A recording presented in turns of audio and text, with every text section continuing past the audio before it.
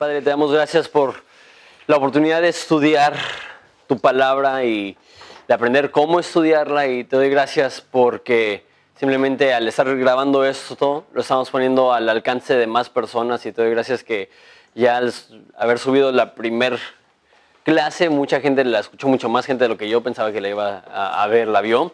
Entonces, Padre, te pido que eso sea de beneficio por muchos años, que muchas personas, no solamente los que estamos aquí en este cuarto, sino los que puedan ver de manera virtual, puedan aprender y crecer también a través del estudio que estamos teniendo de cómo estudiar la Biblia inductivamente. Te damos gracias y es en tu nombre precioso que pedimos esto. Amén. Okay.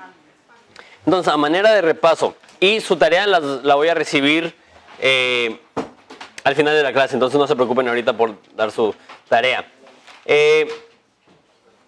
Nosotros estamos manejando que el proceso inductivo tiene 4 pasos. ¿Cuáles son? Ok, observación. ¿Y qué es observación? Antes de eso, preguntas basadas en hechos. Exacto. ¿Y el segundo paso? Interpretación. ¿Qué es interpretación? Ok, preguntas basadas en implicaciones. Muy bien. Número 3. Ok, aplicación. ¿Y eso qué es? Una adaptación contemporánea. ¿Y número 4? Ok, correlación. ¿Y eso qué es? Ok, espero que simplemente el hecho que vimos esos 4 pasos a detalle, o más bien en resumen, la semana pasada, y el hecho que su tarea era como que transcribir eso y copiarlo y pasarlo en blanco, que ya se sientan cómodos con esos términos: observación, interpretación, aplicación y correlación. Adaptación contemporánea, esas palabras que a lo mejor no utilizamos mucho, pero que ya le estamos agarrando un poco de sentido. Entonces, ¿cuáles son los 3 pasos de observación? Ok, obtener pistas, número 2. Ok, registrar información, y número 3. Ok, ¿cuánto de nuestro tiempo de estudio debe de ir en la observación? Ok, el 80%. Y, y para obtener pistas, ese es probablemente el más largo y el que tiene más pasos y el que nos va a consumir más tiempo. Dentro de obtener pistas les di 3 categorías. ¿Cuáles son esas 3 categorías? Ok, obtener información básica e histórica, número 2. No. ¿Definir el tipo de libro? Por eso, de estas preguntas, ¿qué información para...? No. ¿Cuál es la segunda forma que obtenemos pistas? Hacer preguntas. ¿Determinar el método?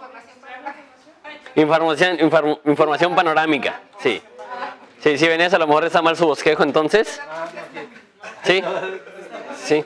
Entonces, hay 3 pasos para obtener pistas. El primero es información básica e histórica. El segundo es información panorámica.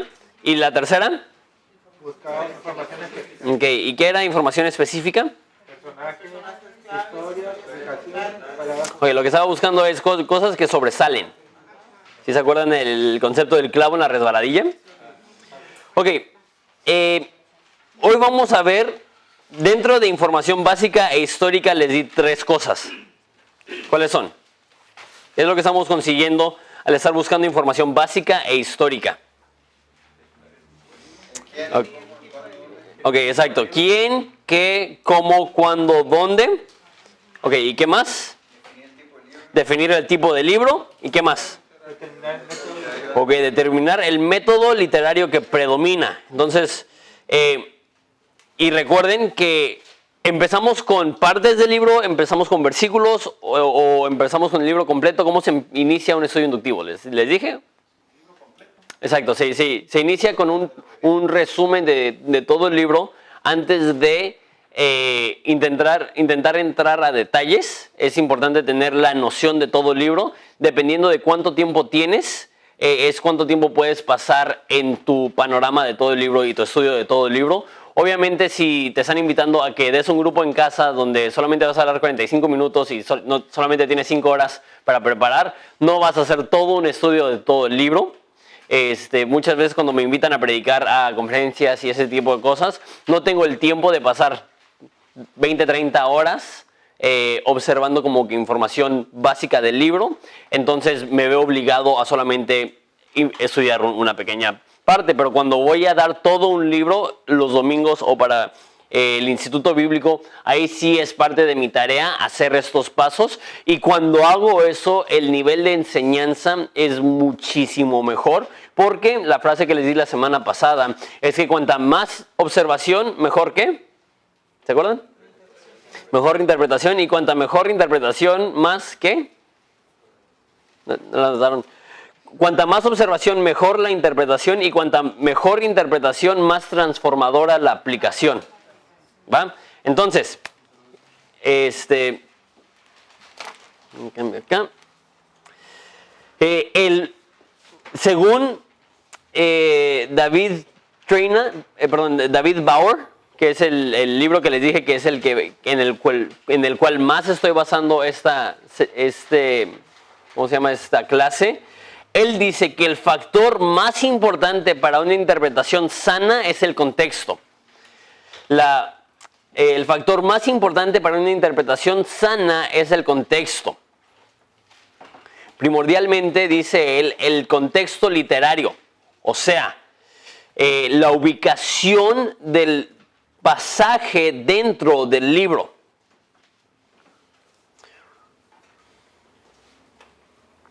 Entonces, hay dos partes, hay dos elementos primordiales dentro de cualquier literatura, y obviamente eso incluye la Biblia. Hay dos elementos. Se podría decir que es que es el contenido y la estructura. Contenido y estructura. Contenido obviamente es qué es lo que dice, y estructura es el formato que elige para decirlo. Entonces hay dos elementos. Lo que vamos a ver ahora es cómo definir el contenido general. Y la semana que viene y por como 4 semanas vamos a hablar de la estructura. Entonces hay, reitero, dos elementos primordiales de cualquier escrito, de cualquier libro, de cualquier lo que sea. Y uno es el contenido y el segundo es la estructura.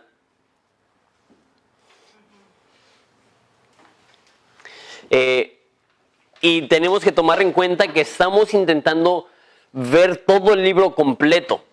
Entonces, una vez más, este autor, David Bauer, es que muchas personas cometen lo que él dice en inglés, survey suicide. Me gusta la forma que se escucha en inglés. Survey suicide. Survey es panorama. Entonces, que cometen un suicidio panorámico porque lo que están haciendo es que en su intento de hacer un panorama están recaudando demasiada información a tal modo que ya no es un panorama. A tal modo que es tanta información que te es imposible resumirla, que te es imposible aterrizarla. Entonces tenemos que cuidar eso. Estamos intentando definir por encima todo el libro, y más con ese rollo que les había dicho de información básica.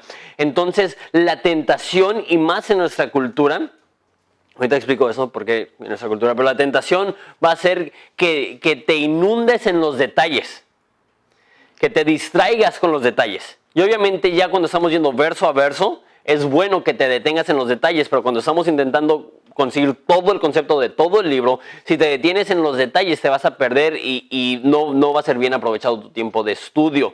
Entonces, ¿por qué digo culturalmente? David Bauer dice algo que se me hace que es muy cierto. El sistema educativo occidental, el que utilizamos nosotros, está basado no en general a específico, sino de específico a general. Cuando tienes los libros de matemáticas y cosas así, no empiezan con el concepto global de matemáticas y la importancia que tiene en el mundo. ¿Con qué empieza un libro de matemáticas? 1 más 1, exacto.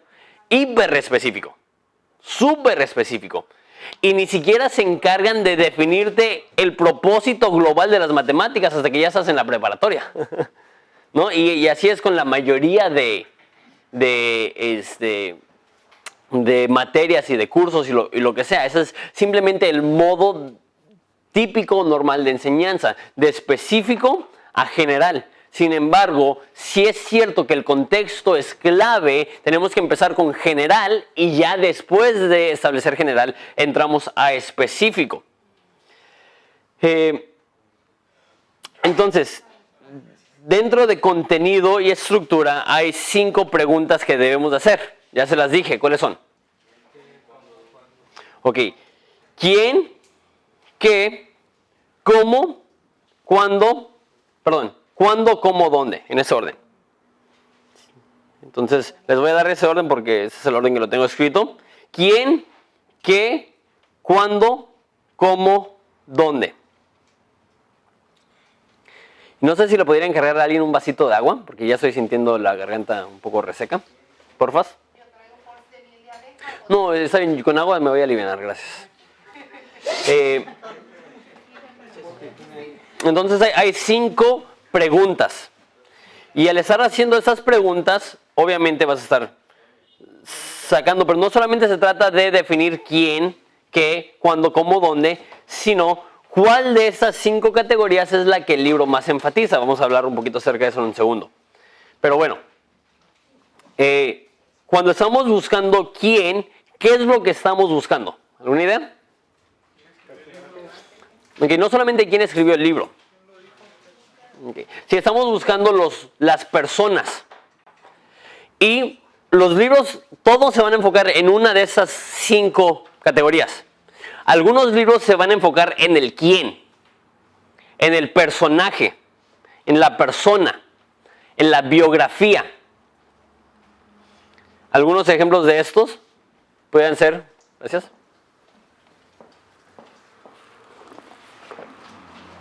Algunos ejemplos de libros que se enfocan en el quién, podría ser Génesis, que aunque se enfoca en muchas personas, el mayor enfoque de Génesis es Abraham.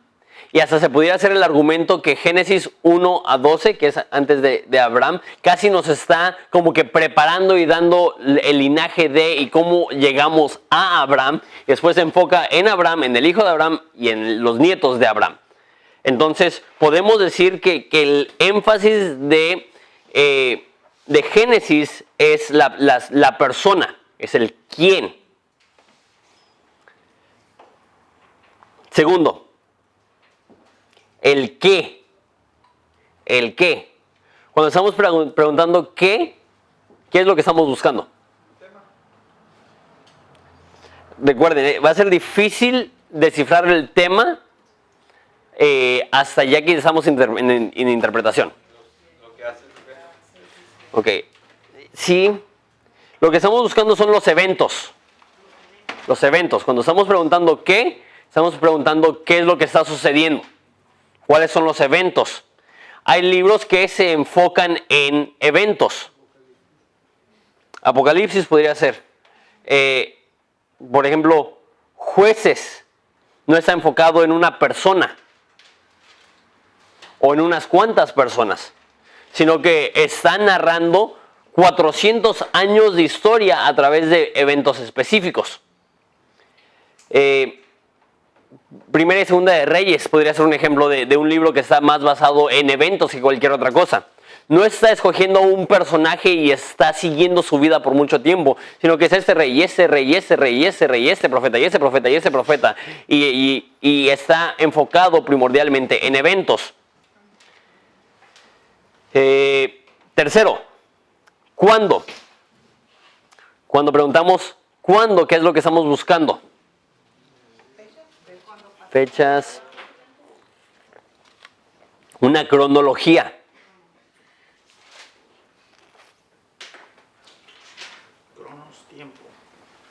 Una cronología. Un ejemplo de libros que enfatizan esta cronología, este momento, cuándo, es como Juan. en el libro de Juan, en el Evangelio de Juan, Jesús dice varias veces, no ha llegado mi hora, no ha llegado mi hora, no ha llegado mi hora. Después al final del libro, cuando está empezando a narrar la cruz, dice, mi hora ha llegado, mi hora ha llegado, mi hora ha llegado, que nos está apuntando a una cronología, a un orden de eventos, a momentos críticos e históricos. La cuarta es ¿cómo? ¿Cómo? ¿Qué estamos preguntando cuando estamos buscando cómo?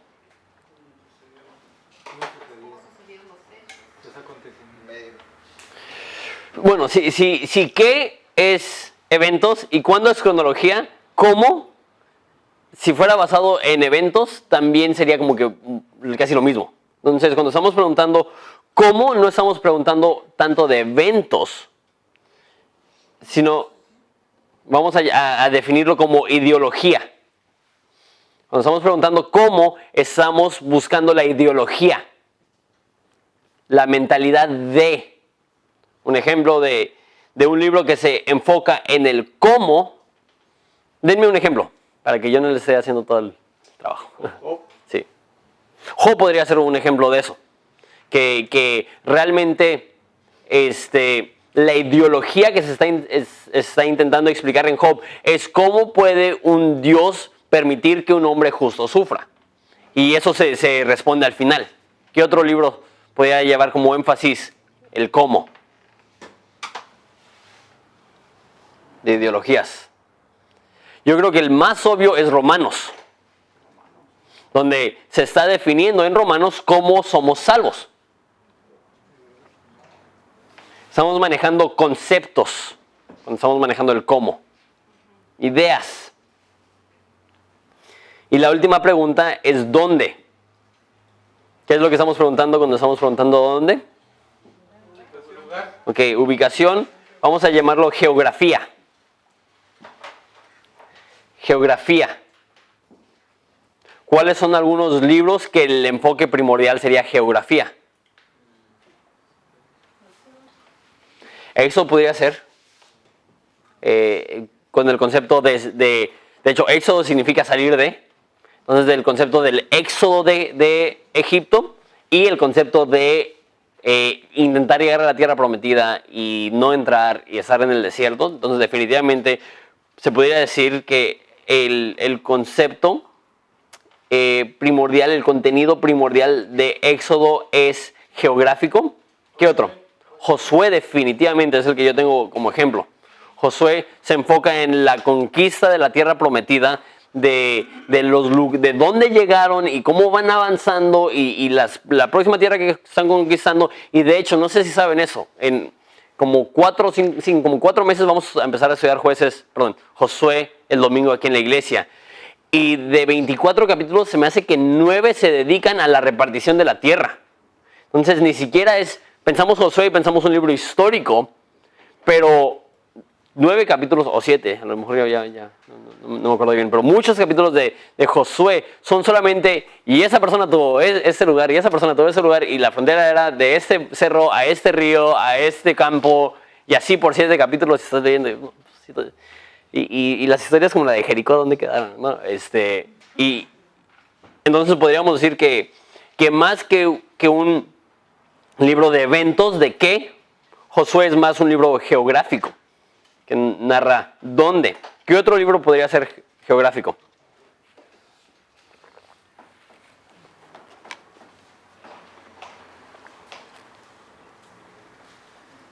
¿Qué tal Hechos? Hechos que...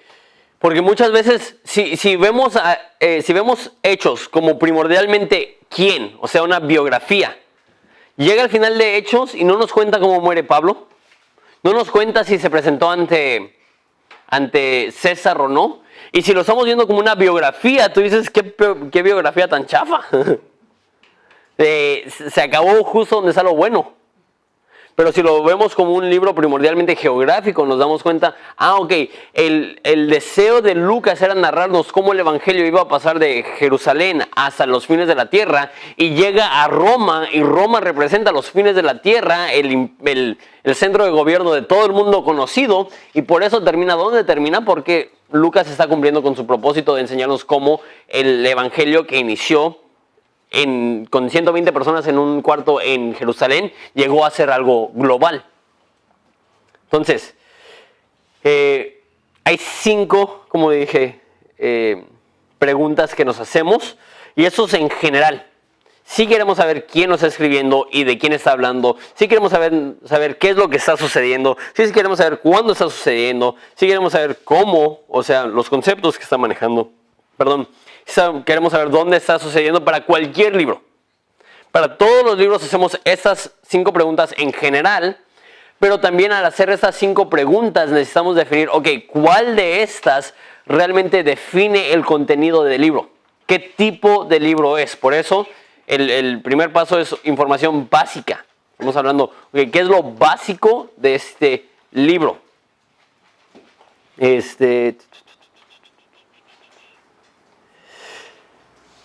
Cuando definimos la forma que lo define David Bauer es una materia o una prioridad en cuanto a quién, qué, cuándo, cómo, dónde, nos da una identidad para el libro, y por tener una identidad para el libro nos da un poco más de ¿cómo se dice? De coherencia al momento de verlo, porque ok, con razón Lucas está manejando tantas ubicaciones, porque es un libro que es primordialmente geográfico. Ok, con razón hay tanto énfasis en David en Primera y Segunda de Samuel, porque es un libro biográfico, porque con razón hay tantas historias que al parecer son no relacionadas, porque es un libro que está narrando muchos eventos como Jueces o Primera y Segunda de Reyes o cronológico como Juan o ese tipo de cosas. Entonces, y de hecho, tomen buenos apuntes para que los puedan ir repasando, para que puedan ir aprendiendo, y en unas 4 o 5 semanas vamos a empezar a hacer ejercicios con Ageo. ¿Por qué? Plan con maña, porque en 4 semanas voy a empezar a enseñar Ageo. Entonces, pero para que podamos empezar a ver, ok, Ageo qué tipo de libro es, y ya podemos empezar a hacer eso. Ok, entonces ese es el primer paso de información básica e histórica. Es definir quién, qué, cómo, cuándo, dónde. ¿Cuál es el segundo paso?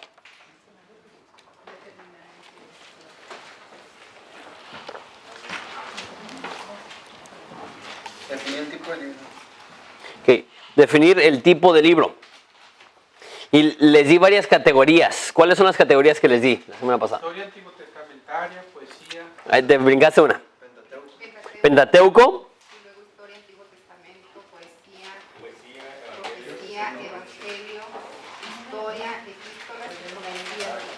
Ok, entonces, Pentateuco, historia antiguo testamental, poesía, profecía antiguo testamental, evangelios, historia neotestamental, epístolas y profecía neotestamental. Entonces, ¿podríamos pasar toda una clase en cada una de ellas? Porque no solamente es decir, ok, es Génesis, es Pentateuco, sino que, ¿y qué significa eso? ¿Y cómo va a afectar el modo que vemos el libro? Creo que están hablando entre sí. ¿Necesitan que lo repitan las categorías? ¿Sí? Ok. Entonces, es Pentateuco, historia antiguo testamental, poesía, profecía antiguo testamental, evangelios, historia neotestamental, epístolas y profecía neotestamental. Son 8 en total. Profecía.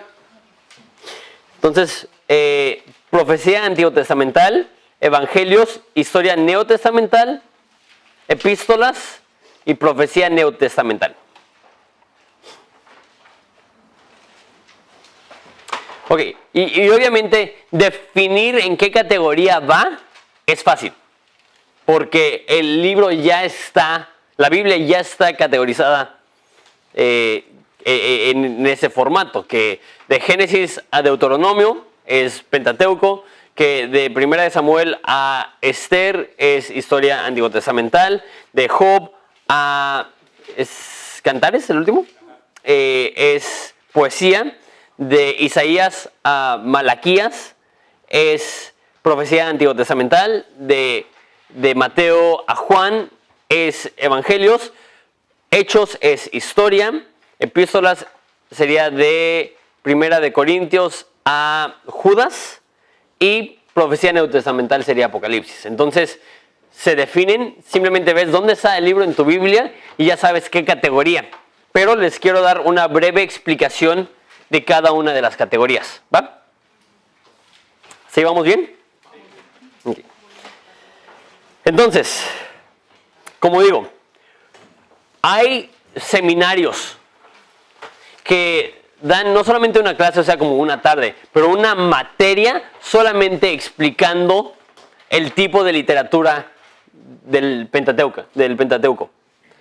Hay que solamente dan toda una clase de un semestre para explicar la historia antiguo-testamental. Entonces, cada una de esas categorías que ahorita vamos a explicar muy de encimita, porque una vez más no queremos cometer suicidio panorámico, realmente son ramas de teología que realmente merecen su propia materia, su propia clase, y las hay. Y las habrá. Ok, entonces primero, Pentateuco. Esto son los primeros 5 libros de la Biblia, como les dije, es Génesis a Deuteronomio. En la mayoría de la Biblia se conocen como la ley. Aunque no todo es ley. Cuando ves en la Biblia que se refiere a la ley, lo que está mencionando son los primeros 5 libros de la Biblia. Cuando Jesús dice la ley y los profetas, la ley está hablando del Pentateuco. Y es interesante porque la Biblia enfatiza mucho el Pentateuco, la ley. ¿Por qué? Porque antes de lo que se conoce como la canonización del Antiguo Testamento, la única parte que era considerada escritura, palabra por palabra de Dios, era la ley, era el Pentateuco. Entonces, cuando David estaba vivo, la única Biblia que él conocía era Génesis a Deuteronomio. La mayoría de autores del Antiguo Testamento, ellos tenían los salmos y los consideraban inspirados por Dios, pero no los consideraban escrituras al nivel de los primeros 5 libros de la Biblia. Es más, no es mi postura, pero la postura de mucha gente, de muchos teólogos y más de teólogos hebreos, es que de Josué en adelante las personas eran inspiradas por Dios en el sentido que Dios les estaba dando la motivación y los conceptos generales, pero que el hombre realmente lo puso a su manera, pero que de Génesis a Deuteronomio fue dictado por Dios, palabra por palabra. Una vez más, eso no es lo que creo, porque yo creo que dice la Biblia que toda la escritura es inspirada por Dios, y toda esa palabra inspirada significa aliento de Dios. Entonces que cada palabra es exactamente como Dios quiso que fuera. Sin embargo, tenemos que tomar en cuenta que mucha gente le pone aún más énfasis en Génesis a Deuteronomio, como si fuera más precisa que cualquier otra parte de la Biblia, porque es lo que Moisés recibió y es lo que la Biblia enfatiza que es palabra de Dios, y es lo que históricamente los judíos y también teólogos cristianos ven como la escritura original. Y una vez más, cuando David dice, en tu palabra he meditado, él no está pensando ninguna otra cosa más que Génesis a Deuteronomio. Cuando habla en los profetas de tu palabra, ellos no están pensando Ruth, ellos no están pensando Salmos, ellos no están pensando Proverbios. Aunque sí es palabra de Dios, a lo que se refieren con eso es los primeros 5 libros de la Biblia. Eso es a lo que se refiere la Biblia en el Antiguo Testamento cuando está diciendo tu palabra. Y también en el Nuevo Testamento, ¿cuántas referencias no hay a la ley? La ley, la ley, la ley, la ley. Entonces, al entender esto, cuando estudiamos Pentateuco, lo estudiamos distinto a cualquier otra parte de la Biblia, porque entendemos que realmente eso es lo que ha marcado la pauta para el resto de la Biblia. Entonces, lo debemos de estudiar aún más detenidamente, porque entendemos que esto, aunque toda la Biblia es inspirada por Dios, esa es la parte de la Biblia que por más años y más tiempo se ha estudiado con más cuidado y es lo que más influyó en el desarrollo espiritual del resto de los autores bíblicos. ¿Sí me voy a entender por eso? No estoy diciendo que el resto de la Biblia es menos inspirada, sino que la mentalidad de David o de Isaías o de Jeremías o de los autores de los libros históricos del Antiguo Testamento fueron forjados y formados por Génesis a Deuteronomio. Entonces eso es Pentateuco. Como digo, puedo decir mucho más, pero el caso es solamente dar una pequeña definición de cada ¿cómo le llamé? Tipo de libro. Número 2. Historia antiguo-testamental. Historia antiguo-testamental. Y eso es interesante porque la cultura judía enfatiza reino y geografía casi siempre, pero también enfatiza unas cuantas personas. Hay unas cuantas personas que no sé por qué obtienen un protagonismo extraordinario que deja a todos atrás. Abraham, David, son probablemente los dos personajes de la Biblia que tienen más protagonismo en toda la Biblia. Posiblemente aún más que Jesús cuando pensamos específicamente en el nombre de Jesús. Obviamente sabemos que Jesús dijo que la Biblia se trata de él, que los que intentan interpretar la Biblia sin considerar a Jesús la están interpretando mal. Pero dentro de los libros históricos tenemos que reconocer que esa es la historia de Israel y se va a enfocar en dos cosas. En el reino de Israel y la tierra prometida y en David. Entonces, de Josué a primera de Samuel, casi es preparativo para la llegada de David. De hecho, ves libros como Ruth y pues es una historia de amor muy bonita. Pero tú dices, ¿y eso qué está haciendo mi Biblia?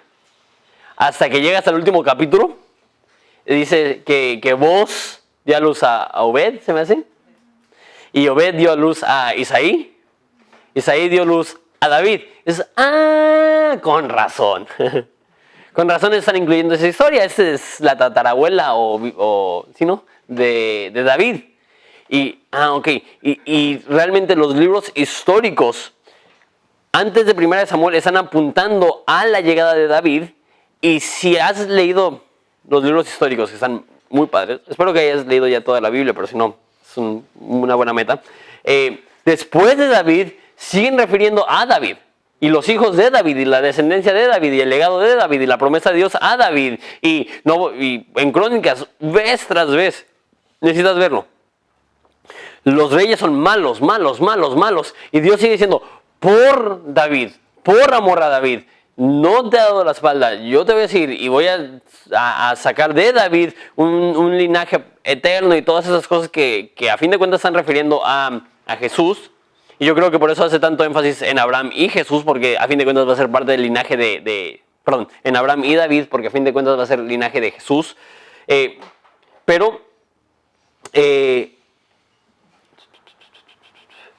Entonces, en la historia antiguotestamental tenemos que tener eso en cuenta, que realmente nos están narrando qué es lo que están haciendo con la promesa de Dios de la tierra prometida, el reino de Dios, todo eso, y qué es lo que tiene que ver con David.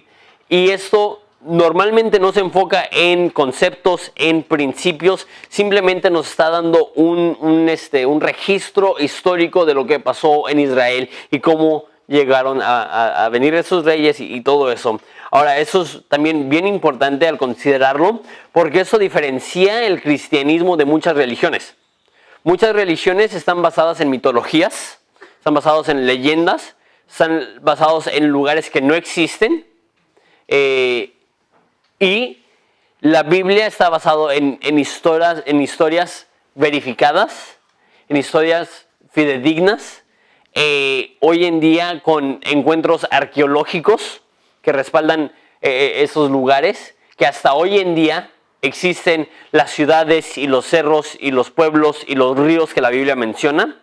Entonces eso está muy padre, porque al estudiar la Biblia en los libros históricos antiguotestamentales, nos ayuda a ver, wow,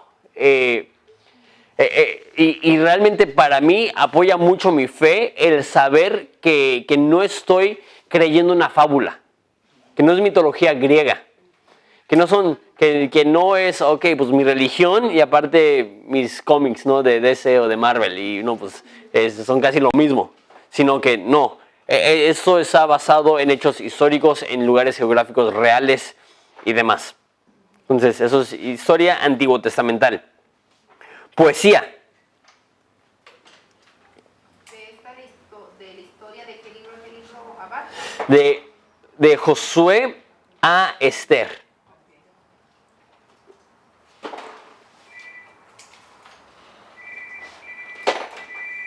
De Josué a Esther. Poesía es de Job a... Déjalo, chico, no lo escribí. ¿A Cantares? De Job a Cantares. Y esto es, obviamente por ser poesía, no se está enfocando en un lenguaje literal. En estos momentos, la interpretación literal no es la más adecuada en muchas ocasiones. Pienso lo que dice Salomón, que las palabras dichas a su momento son como manzanas de oro. Digo, a mí no me gustaría comer una manzana de oro. Pero es figurativo, es poético. También ahí, más que cualquier otra parte de la Biblia, se habla de Dios de un modo muy interesante. Y si tomamos los libros de poesía como hechos, pueden ser un poco confusos. Porque dicen, me refugio bajo la sombra de tu ala. Yo digo, entonces, ¿tiene alas Dios? Y eres escudo alrededor de mí. Entonces, Dios es un objeto, o me tejiste en el vientre de mi madre. Okay, entonces Dios tiene estambre y ganchos y se mete al estómago de la mamá, y ahorita Evelyn, que está embarazada, ahí está Dios haciendo su tejido. No, obviamente está hablando de manera figurativa y lo usa mucho. El problema es que es muy obvio que Dios no tiene plumas y alas y que no es madera como un escudo y que no está tejiendo literalmente. Pero hay cosas como el brazo fuerte de Jehová. De repente te quedas, ok, entonces Dios tiene un brazo.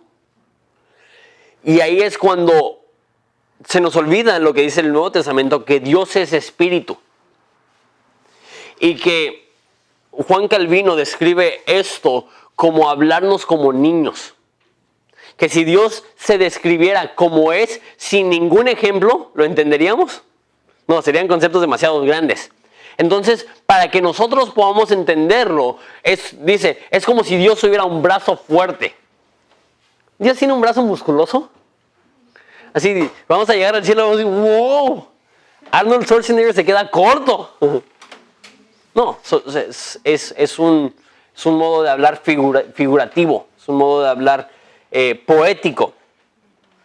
El enfoque no son conceptos, el enfoque no es historia, el enfoque muchas veces en poesía es cautivar nuestros corazones con imágenes preciosas. Y aquí es donde entra la creatividad de Dios y la creatividad de sus seguidores. Que en muchos de estos casos son canciones y cantos y melodías y poesías. Y una de las cosas que me encanta acerca de Dios es que es creativo y obviamente hoy en día hay un énfasis bien grande, exageradamente grande, entre líderes y más líderes jóvenes cristianos para querer ser creativos. Y muchos solamente quieren ser creativos por ser creativos. Y pues ni al caso. Pero la realidad es que si vemos la Biblia no cabe duda que Dios es extremadamente creativo. Que aun cuando Moisés le pregunta ¿quién eres?, Él le contesta, Él da su nombre en un poema que rima en el hebreo original. Entonces que cuando Dios ni siquiera puede decir su nombre sin aventarse un poema. Su rima. El primer rapero de la Biblia es Dios.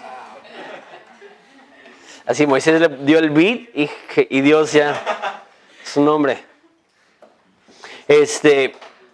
Y vemos eso en poesía. Vemos algunos escritos de David y te quedas, eso es lo más hermoso que he escuchado. A veces no es literal.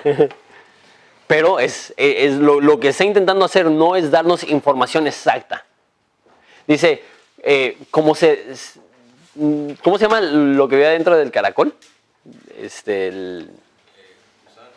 Sí, como gusano, pero dice, ¿cómo se derrite el caracol? Y muchos científicos dicen, ven, la Biblia está llena de tonterías, porque obviamente no se está derritiendo.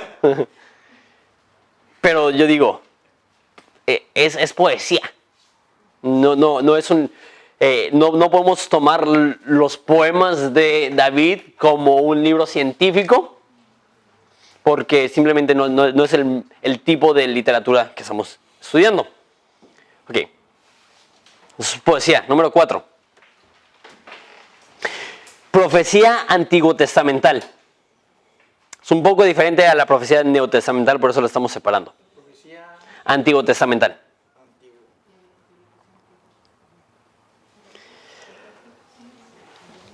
Es interesante porque cuando pensamos en profecía es muy confuso. Porque típicamente cuando pensamos en profecía, ¿qué es lo que pensamos? ¿Cómo? Okay. No, normalmente cuando pensamos en profecías estamos pensando en la predicción del futuro. Sí, que si yo digo, tal equipo va a ganar y gana, ¿qué es lo que dirían? Profeta. Eres un profeta.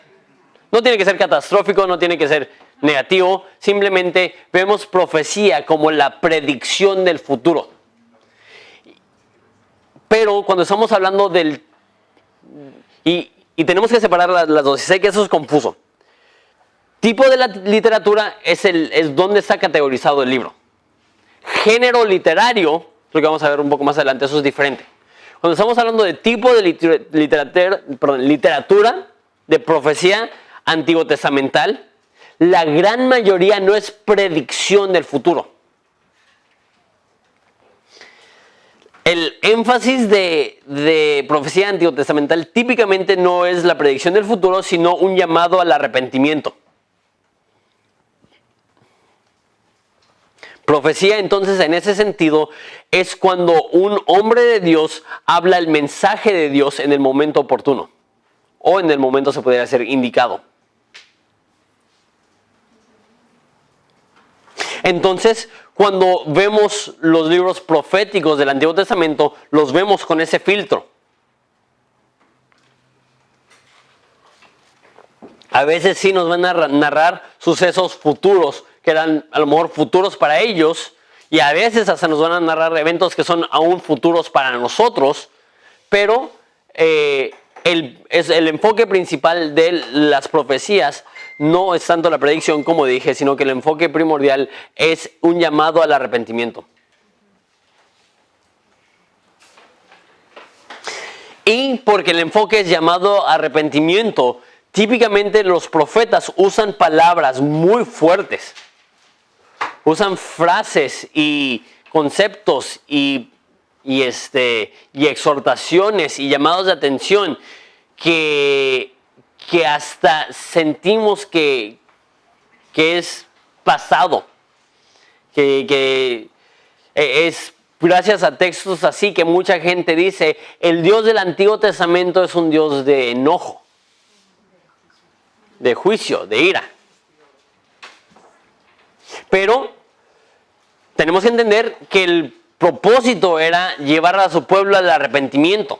Entonces las palabras fuertes no eran basadas en enojo, más bien en amor, en su deseo de que la gente no echara a perder su vida, su historia, su legado, su nación, su futuro, su eternidad. Entonces, por eso, el idioma que utiliza Dios corresponde. Era de corrección.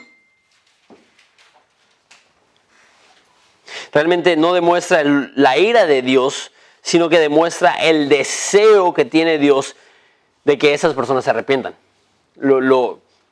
Desesperado no es la palabra correcta, pero es más o menos a lo que llego. La desesperación que Dios tiene para que su pueblo llegue al arrepentimiento. Número 5, ahora entrando al Nuevo Testamento.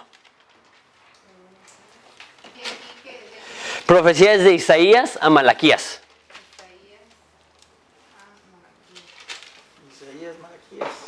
Isaías a Malaquías. Y por lo mismo que es un llamado a arrepentimiento, son de los libros más difíciles de leer, más los largos. Ezequiel lo lees, no manches, ya. No me puedo pasar a Juan. Porque son llamados a arrepentimientos y llamadas de atención bien fuertes. De hecho, Ageo se va a llamar micrófono y el subtítulo va a ser cuando Dios le sube el volumen o cuando Dios levanta la voz. ¿Qué es lo que Dios está haciendo? Dios está advirtiendo a su pueblo y eso. 5 es evangelios. Esos obviamente son relatos históricos de la vida de Jesús.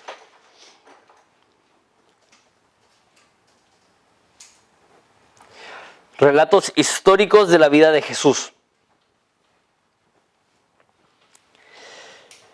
Y obviamente, pues lo que dice Juan, que si todo lo que hizo Jesús se escribiera, ni aún todos los libros del mundo serían capaces de contener las historias.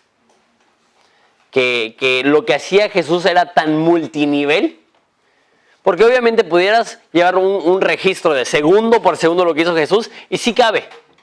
Pero lo que hizo es tan multinivel que descifrar y entender y desarrollar todo lo que hizo Jesús, ni todos los libros del mundo lo podrían contener.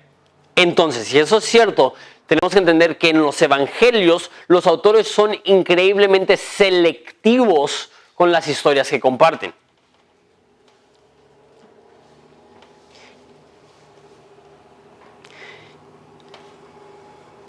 Que cada palabra dentro de los evangelios merece que se lea detenidamente. Yo diría aún más que cualquier otra parte de la Biblia. Y obviamente, en cuanto estudio, pues la ley tiene mucha influencia en la forma que los autores del Antiguo Testamento pensaban y veían y todo eso. Pero históricamente para el cristianismo, las palabras más importantes de toda la Biblia son las que vienen en rojo. Bueno, si es que tu Biblia tiene esa. Son las palabras que Jesús dijo. ¿Por qué? Porque fue el momento en el cual Dios vino a la tierra y es lo que Dios decidió a través de autores humanos que era lo más importante en la pequeña ventana de 33 años y medio que Él estuvo sobre la tierra. Entonces, pues cuando estamos estudiando los evangelios, los estudiamos de esa forma, le damos esa importancia, le damos ese nivel.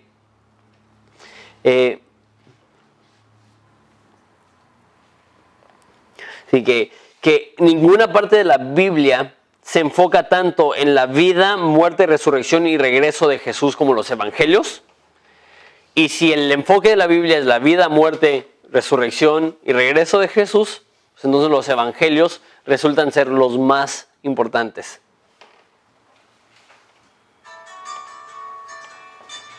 Historia neotestamental. Y si pueden poner sus teléfonos en vibrador, porfa. ¿De qué libro? Los evangelios es de Mateo a Juan. ¿Cómo?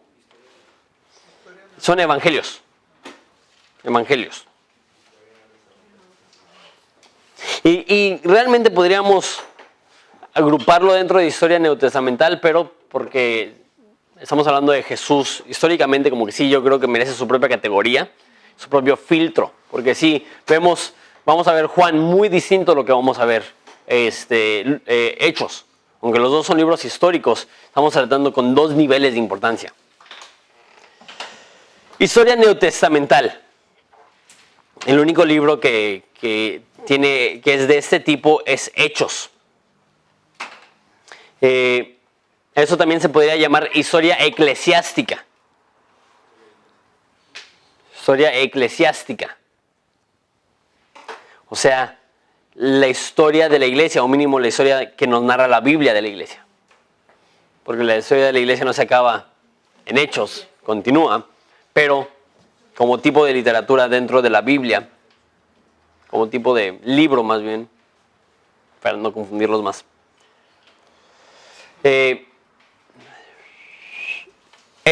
Como ya hablamos un poquito de Hechos, lo que narra la historia neotestamental, y es chistoso cuando empiezas a ver los paralelos, así como la historia antiguotestamental narra el reino de Israel y el rey David, así también la historia neotestamental narra el reino de Dios y la historia del rey Jesús.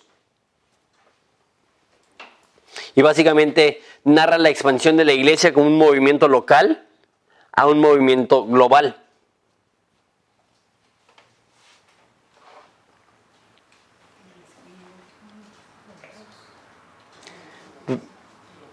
Entonces, narra la expansión de la iglesia de un movimiento local a un movimiento global.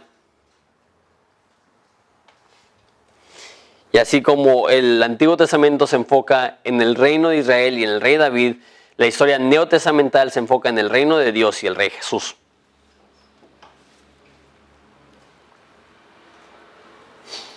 7. ¿Cómo vamos? ¿Bien? Epístolas.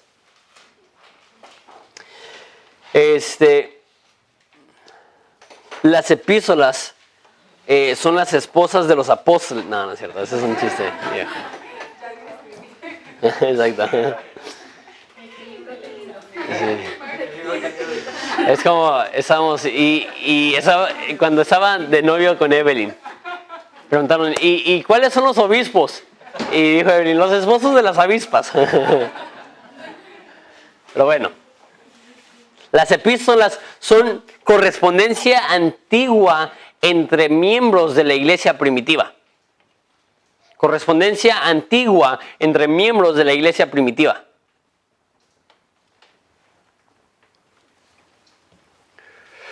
No son libros, por decirlo así.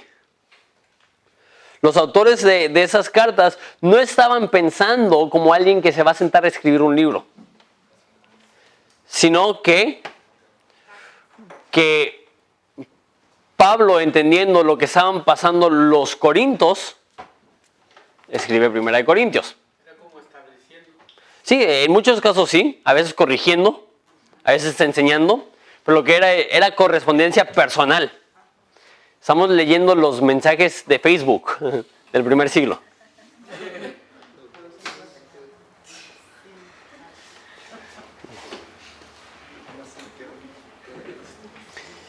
Y porque obviamente pues la correspondencia no era tan fácil ni tan accesible como hoy en día.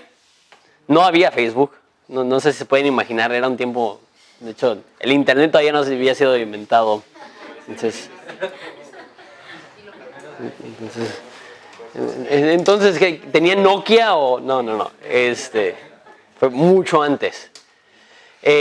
Obviamente porque la correspondencia era tan limitada, también solamente escribían para hablar de temas importantes.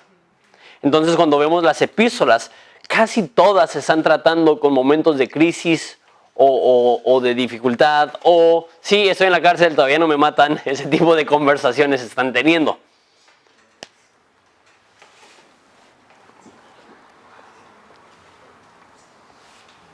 Son correspondencias en ocasiones entre individuos, como Pablo y Timoteo, Pablo y Tito, Pablo y Filemón, Juan y, no me acuerdo cómo se llama, el de tercera de Juan. ¿Se acuerdan ustedes? ¿Dónde? ¿Era Gallo con G? ¿O con Gallo se me hace? Ajá, G y Y. entre otras a lo mejor. Y también entre Pablo e Iglesias, típicamente. O Pedro e Iglesias, o Juan e Iglesias.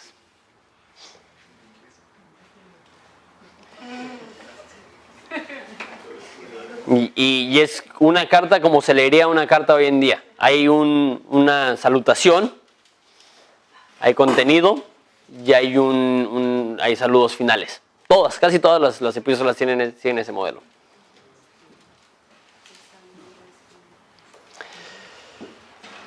Octavo y último tipo de libro, profecía neotestamental.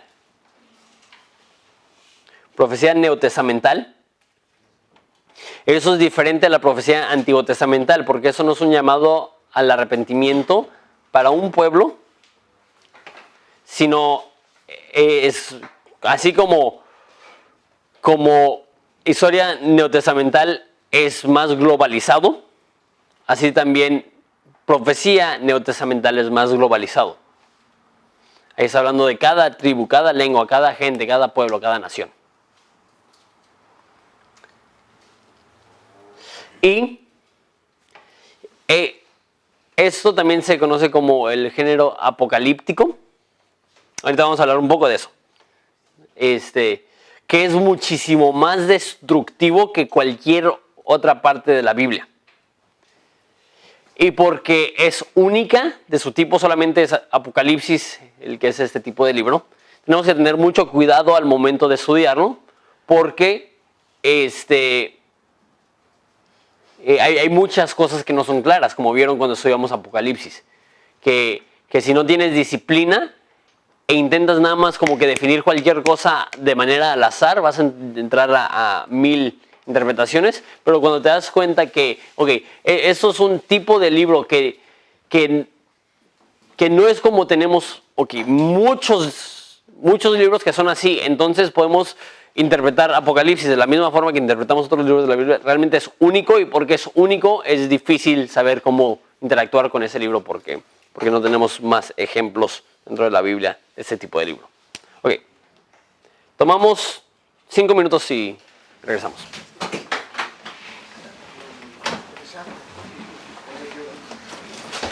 Esta es la primera vez que estoy enseñando método inductivo en 15 clases, 30 horas. Entonces, pues estoy haciendo nuevos apuntes y mi plan era salir temprano porque un amigo mío falleció, un familiar, entonces iba a salir temprano para ir al velorio, pero me acaban de marcar y decirme que fue un servicio funeral más bien corto y que ya terminó. Entonces, pero había preparado para terminar como tener una clase de 1:30. Entonces, y no 2 horas, entonces no creo que me tome tanto tiempo, entonces a lo mejor vamos a salir un poco temprano hoy. No sé si eso es bueno o si eso es malo. Entonces, dentro de la información básica e histórica, estamos buscando primeramente ¿qué? Responder ¿qué preguntas? Perdón. Dentro de información básica e histórica estamos buscando primeramente contestar ¿qué preguntas? ¿Quién, qué, cómo, cuándo, dónde? Y de esas 5, ¿cuáles son las explicaciones que dimos de cada una? ¿Algún valiente? Cuando preguntamos quién, ¿qué es lo que estamos buscando? Personas y biografías. Cuando preguntamos qué es lo que estamos buscando? Eventos. Cuando preguntamos cuándo, ¿qué es lo que estamos buscando? Cronología, hechos. Cuando preguntamos cómo, ¿qué es lo que estamos preguntando? Ideología. Cuando preguntamos dónde, ¿qué es lo que estamos preguntando? Súper. Y después de eso estamos intentando identificar el tipo de libro. ¿Cuáles son los 8 tipos de libros que hay?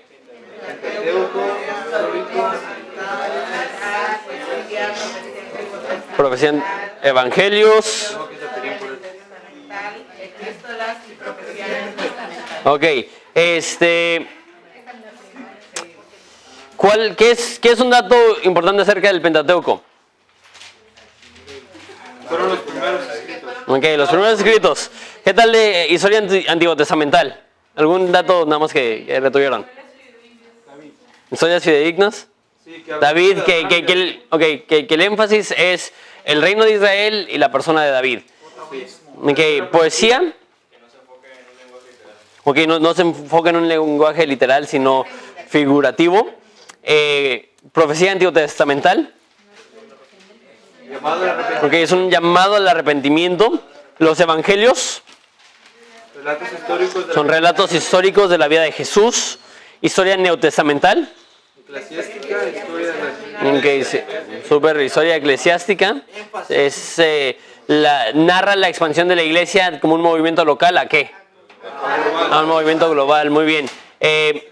Profecía neotestamental. ¿Lo dijiste? Ah, no, perdón, me brinqué. Epístolas. Epístolas. Correspondencia antigua entre miembros de la iglesia. Ok, correspondencia antigua entre miembros de la iglesia No la ves, por favor. y profecía. Y no la veas porque eso es intrusión. Profecía neotestamental, ¿qué es? También apocalíptica, globalizada, cada lenguaje, tribu, etcétera. Ok, súper. Sí, esa como que no la definí tan clara como las demás, ¿no? Esa fue mi culpa. Ok. ¿Y cuál es el tercer paso de definir información básica e histórica? Método literario. Ok, método literario. Que método literario o género, si quieren también escribirlo de esa forma, género literario es diferente al tipo de libro. Entonces, género o método literario es distinto al tipo de libro. Porque van a ver muchas cosas en común. Perdón. Pero son dos cosas diferentes. Iniciando por el tipo de libro es una generalización. O sea, están metiendo a un chorro de libros en una categoría. Por ejemplo, la categoría de poesía. La mayoría de proverbios no es poesía. Es lo que les expliqué que es sapiencial o de sabiduría. Hay sapiencial. La palabra. No creo que la necesiten saber porque no es una palabra que van a usar mucho, pero si quieren escucharse bien inteligentes, impresionar a sus padres para que sepan que valió la pena la inversión en la escuela. Entonces, métodos literarios son mucho más específicos. Mucho más específicos y un libro puede tener o contener más bien varios métodos o géneros literarios. De hecho, yo diría que todos los libros contienen varios métodos o géneros literarios. Entonces, eso no es tan claro ni tan fácil de definir, porque el tipo de libro se define por dónde está en la Biblia, eso no tiene ciencia. Pero ya el género literario sí necesita más observación. Según yo, les di 8 géneros literarios y al final dije, etcétera. Hoy intenté darles una lista más extensa, pero aún la lista que hice no es totalmente exhaustiva, pero sí es más completa. Tengo curiosidad por ver si alguien escribió los 8 métodos literarios que dije la semana pasada. Didáctico, Ok, didáctico, narrativo, legal, parabólico, profético, apocalíptico, poético y sapiencial. Les voy a dar y etcétera. Les voy a dar 7 más. Y como digo, hay más. Esos solamente son unos cuantos más de los más comunes. Romance. Esto es en género literario, ¿no? Es género literario. O método literario. Romance. Número 9. Empezando partiendo de donde nos quedamos la semana pasada. Romance es el 9. El 10º es alegórico. Alegórico. 11º es genealógico. De genealogía, sí. Genealógico. Genealógico. 12º es lamentación. Exacto, adivinen cuál.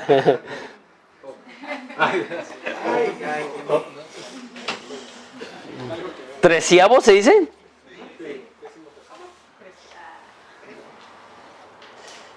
Homelético. Eso es cuando se prepara un desayuno bien rico. Homelético. Con H. Homelético. Y ahí es donde se ve el tocino y el queso.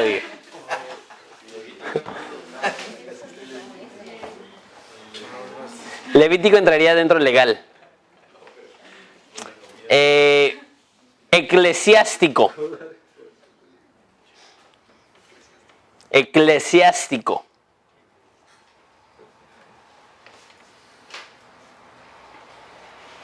Y 15º, si es que así se dice, cántico. Sí. Y como digo, hay más. Hay más, pero dije, no, pues ya si nos metemos en más ya. Pero, ok, para método literario no estamos definiendo. No hay ningún método literario que abarca todo un libro, sino que más bien por capítulo, por párrafo, por oración, vamos a tener que definir el método literario. Entonces, didáctico y narrativo son los más comunes.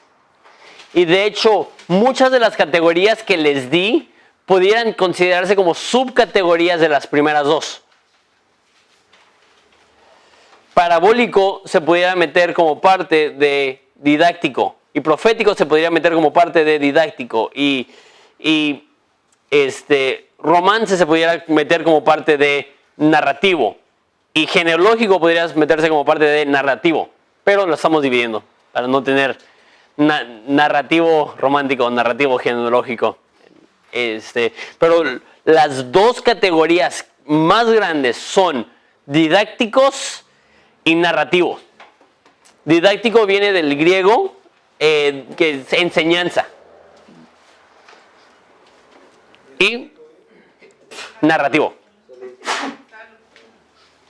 Entonces, el enfoque de didáctico son conceptos.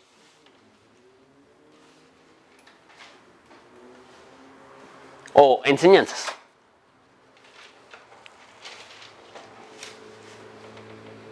Y el enfoque de narrativo son historias o información.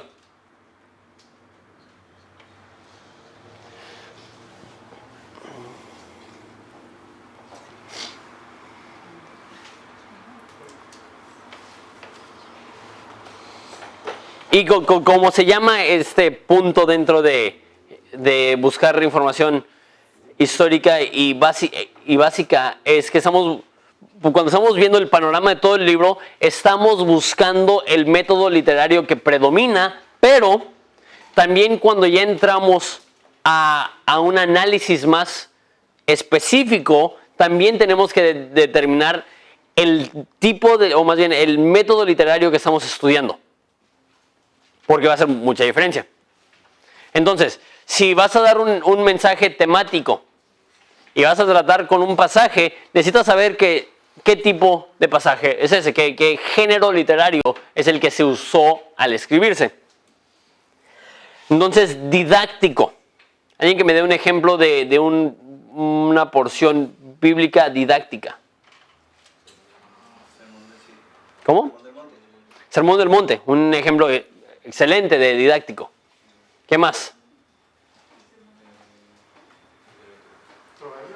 Sí, Proverbios, definitivamente sería Santiago, De hecho, la mayoría de epístolas manejan didáctico, un género didáctico. Y como digo, la mayoría de las demás categorías podrían ser como una subcategoría de didáctico, porque tú dices, no, pues Proverbios es más bien sabiduría o sapiencial.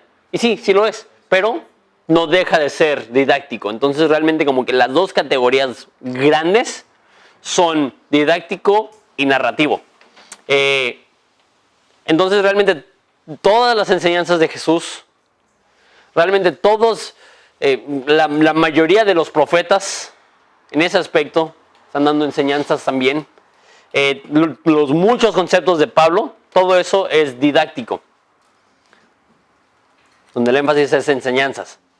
Y narrativo, pues también hay un chorro. Podríamos hablar Génesis, casi todo es narrativo. Casi todos los libros históricos son narrativos. Los evangelios, muchas historias. Hechos, es mucho narrativo. Y obviamente, bueno, ya lo dije, pero no me di cuenta que tenía definiciones aquí un poco más claras. El propósito del didáctico es enseñar un concepto y el propósito del narrativo es transmitir una historia. Entonces tenía esas definiciones ahí que se me olvidó dárselas. El propósito de didáctico es enseñar un concepto y el propósito de narrativo es transmitir una historia.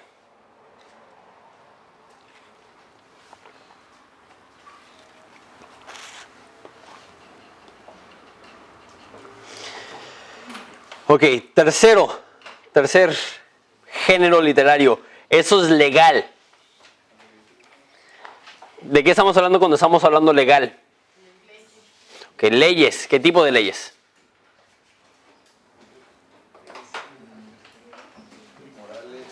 Ok, si ves Éxodo, del 20 al final del libro, está dando no solamente mandamientos, como los 10 mandamientos, sino que son literalmente leyes.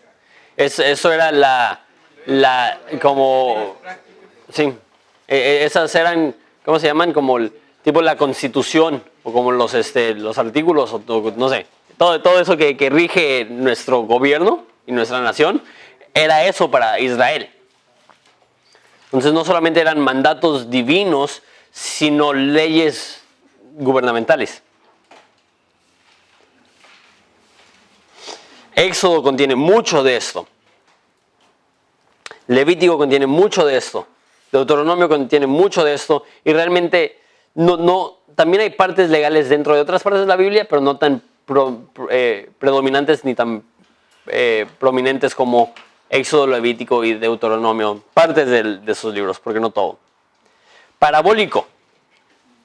¿Y qué es parabólico? Ok, ¿dónde vemos parábolas? Pues obviamente en los evangelios, cuando Jesús da historias, parábolas son pequeñas historias con significados profundos. ¿Alguien tiene algún ejemplo de una parábola que no haya dicho Jesús? Que no haya dicho. Sí. Una parábola. Sí.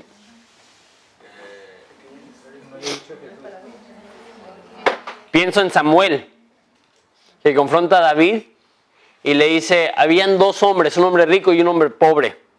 ¿Se acuerdan de esa historia? El hombre pobre tenía una oveja que era su mascota y lo amaba. El hombre rico, cuando llega un visitante, en vez de matar una de sus miles de ovejas, mata la oveja del hombre pobre. Y David se enfurece. Dice, ese hombre debe morir. ¿Y qué es lo que dice Samuel? Tú eres ese hombre. Combo breaker.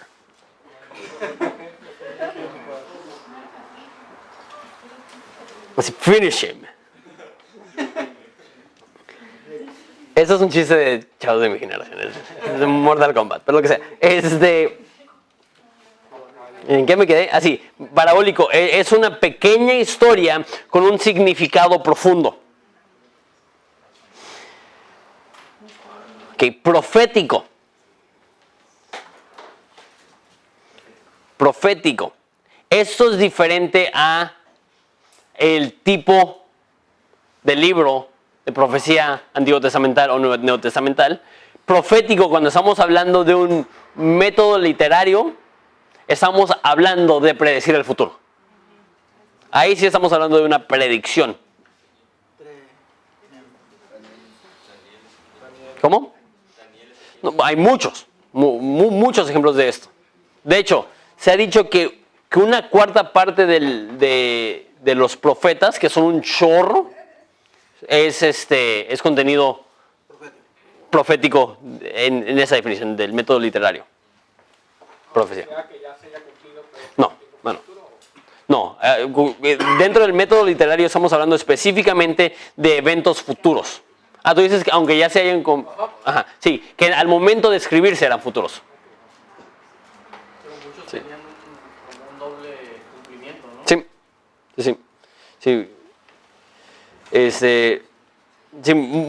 Muchas profecías tienen un cumplimiento inmediato y un cumplimiento futuro. Pero eso ya es otro tema. Pero sí, es muy cierto eso. Pero profético es predicción de eventos futuros. Apocalíptico, número 6. Eso no solamente es Apocalipsis. Una vez más, el tipo de libro apocalíptico es solamente Apocalipsis, pero el género literario apocalíptico se encuentra en Daniel. ¿Se acuerdan de las visiones de las cuernos y bestias y todo eso que también tiene Daniel? Se encuentra en Zacarías. Se encuentra en Mateo, en algunas partes. Y obviamente es el método literario que predomina el libro de Apocalipsis.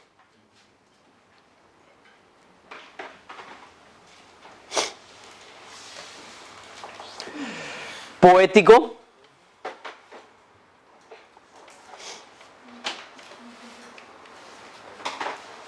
Obviamente, partes de Job, o la mayoría de Job, cantares, salmos, son y de hecho, Job parte es poético, pero cuando estamos hablando del método literario poético, estamos hablando más de poemas, no solamente porque Job no es tanto poemas, es poético en el aspecto que es como el tipo de libro que es muy figurativo y muchos mucho eso de conquistar los sentimientos y las emociones y cautivarnos, pero realmente salmos muchos son poemas. Y muchos en el hebreo original son rimas y son estrofas y tienen estructura como poemas y tienen A, B, A, B o A, B, B, A y A, B, C, B, A y como que diferentes formatos que encontrarías en poesía hasta hoy en día. No sé si entendieron lo que quise decir con A, B, A, B. Sí. Pero eso lo veremos un poco más adelante en leyes estructurales. Pero básicamente cuando tienes un poema A, B, es que la primera línea rima con la tercera línea y la segunda línea rima con la cuarta línea. Y así.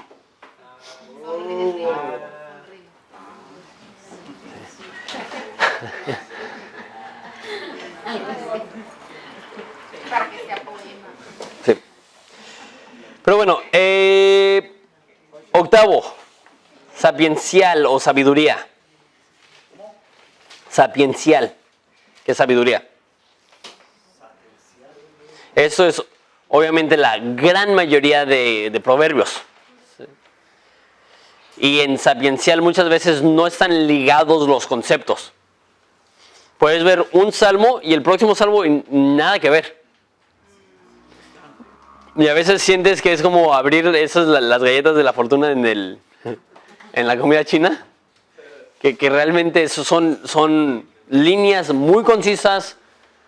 A lo mejor los de la comida china no son tan padres como la Biblia, pero son una frase corta que es, ¿cómo se dice? No hay una continuidad. A veces sí, pero la gran mayoría del tiempo no. Por eso no tiene nada de sentido estudiar proverbios verso a verso. Porque la razón que estudias la Biblia verso a verso es porque estás buscando el contexto y continuidad. Y si no están relacionados en la gran mayoría de sus casos, pues no tiene caso hacerlo. Hechos comunes nomás. ¿Dónde? Sí, ajá. Dichos. Sí. Es como, pues, aquí tenemos coloquialismos y ese tipo de cosas en México, ¿no? Noveno, romance. Romance. Ruth es un ejemplo de romance. Hay partes de Génesis, donde es la historia de Isaac y Rebeca, que son 2 capítulos totalmente dedicados a una historia de amor. Cantares, obviamente. Y acuérdense, estamos haciendo 2 cosas. Cuando estamos viendo el panorama del libro, estamos definiendo cuál género literario o método literario es el que predomina. Entonces, en Cantares, obviamente, el que predomina es romance. Pero también cuando estamos estudiando un texto queremos saber, ok, ¿qué género literario es ese texto? Alegórico. Eso es diferente a parabólico. Parabólico es una historia con un significado profundo. Una alegoría no es necesariamente una historia. Normalmente es una descripción y normalmente la descripción es rara. Podríamos decir dentro de, por ejemplo, en Apocalipsis hay una alegoría. Bueno, no me voy a meter a Apocalipsis. Por ejemplo, en Ezequiel está la historia de los huesos secos. Y si tú defines que eso es profético, va a cambiar todo, a diferencia de que si lo defines como algo alegórico. Si es profético, creemos que un día huesos van a cobrar vida. O alegórico, mucha gente cree que eso es una alegoría describiendo lo que va a pasar con Israel. Que después de cientos de años de estar muertos, Dios va a revivir a Israel y darles carne. Entonces, eso es alegórico. Eso es peligroso porque pues, puedes tomar cualquier cosa y decir eso es alegórico. Han tomado Cantar de Cantares, algunas personas han dicho eso es alegórico. De hecho, muchos de los padres de la iglesia lo veían como alegórico porque que fuera romántico es demasiado erótico. Y cuando dice en Cantar de Cantares que tienes perfume entre tus pechos, he leído comentarios que dicen que eso es Jesús ubicado entre el Nuevo Testamento y el Antiguo Testamento. La leche no adulterada de la palabra, ¿no? Pero bueno, y gente alegoriza partes que no deberían de ser alegorizadas, pero sí hay partes que son alegóricas. Pienso igual en Ezequiel, en la visión que tiene del templo, que hay un río.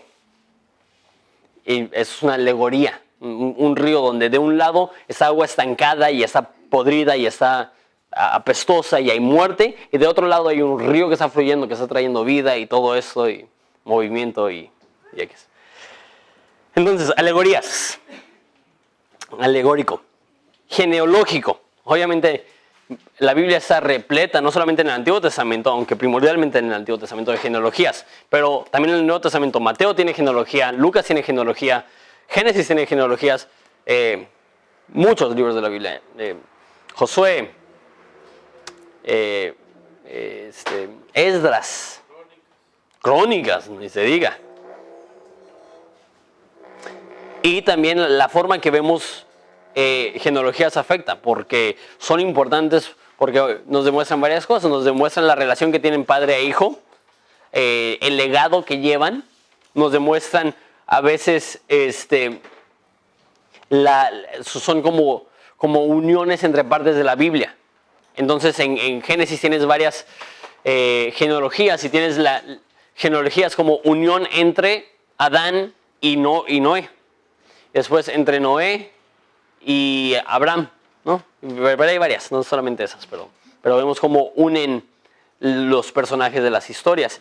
Y en ocasiones, mínimo 2 ocasiones que yo conozco, las genealogías son escogidas de tal modo que dentro de los nombres, si lo hubieras dicho en hebreo, porque es como En español tenemos ciertos nombres que tienen significados en español, como consuelo, o rosa, o dolores, o muchos nombres que tienen un significado. Entonces, si un hebreo que hubiera leído la lista de nombres hubiera podido leer un mensaje muy claro que cuando se traducen a otro idioma, pues ya pierdes ese mensaje. Entonces, es muy claro, mensajes así en Esdras y en...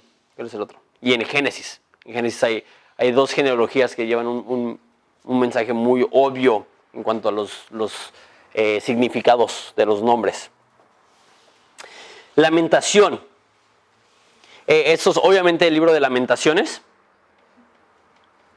Y muchos salmos. De hecho, se ha escrito que a lo mejor una cuarta parte de los salmos son salmos de lamentación. Es interesante porque muchas veces cuando alguien está deprimido le recomendamos, ¿sabes qué? ¿Por qué no lees salmos? Y dices, no manches, este cuate está peor que yo. ¿Cómo? Sí, exacto. Lees salmos, te va a levantar el ánimo. Sí. Dios, me has dejado. Yo no quiero leer esto. ¿Había una pregunta? ¿No? Lamentaciones. Ese es el 12º, el 3. ¿Cómo se dice? 13º. Homilético. Homilético es otra palabra, la palabra teológica para decir predicación. Es con H. Sí. Sí, homilética con H es el estudio de la predicación, homilética sin H es el estudio del desayuno. Sí, de gastronomía, exacto.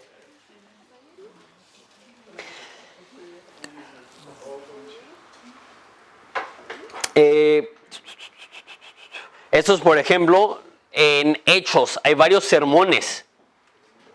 Entonces, obviamente vamos a ver los sermones de otra forma que el resto de Hechos que están narrando la historia. Y no solamente en Hechos, sino también que pudiéramos ver, como les digo, no son exclusivas. Podríamos ver el Sermón del Monte no solamente como algo didáctico, pero específicamente como un sermón. Por eso se llama el Sermón del Monte. ¿Sí, no? Sí. No estoy seguro. Tendría que pensarlo. Sí, hay partes de Deuteronomio que son sermones. Pero definitivamente dentro de los profetas sí hay muchos que se podrían considerar sermones. Muchos.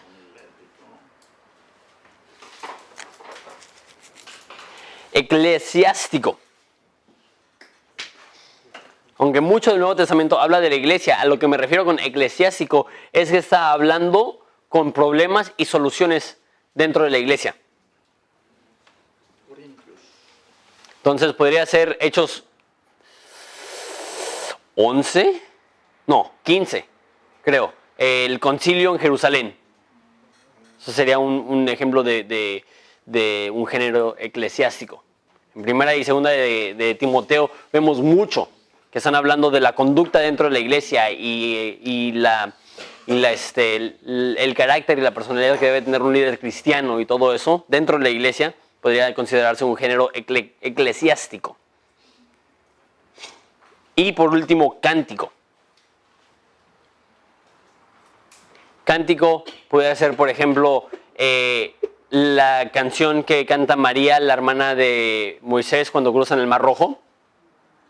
Puede ser el cántico de María, la mamá de Jesús, en Lucas 2. La de Samuel. ¿Canta la esposa de Samuel? ¿Ana? No, la mamá. La mamá de Samuel. ¿Canta? No me acuerdo de esa historia. Igual y sí les creo. Pero definitivamente ahora. Y como ven, les estoy dando una lista como que un poco más extensa, pero podríamos extendernos otras 15 si quisiéramos, porque son muchas, pero el caso no es cometer suicidio panorámico, solamente es darles suficientes herramientas para que cuando estén en un texto que puedan definir, ok, ¿qué tipo de texto es este y cómo va a alterar eso la manera en la cual la veo? Entonces,